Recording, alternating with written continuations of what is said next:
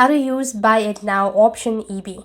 Hey guys, welcome back to our channel. In this guide video, I'll be showing you the procedure to use buy it now on eBay. To use buy it now on eBay, you just need to follow the steps. Now, first thing first, you want to open the eBay app on your device, find the buy it now items. So you have to go and look for the product that has these options. So I'm going to simply go ahead and click on this option right now. Once again, specify the product. If you have, or if you like this product, and you could go and choose a color, category, quality, all that stuff, then simply click on buy it now at the bottom of the page. So in order to proceed, we need a little more information about you. So click the OK button. Now you need to go ahead and provide any additional information that has been asked in order to confirm the purchase. And you just need to go ahead and review all this stuffs, review and comment, and then pay for the item as well, and a note on the auction as well if you want to. And this way you'll be able to use buy it now option on eBay.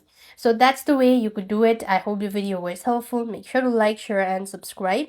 Thank you for watching. See you in the next video.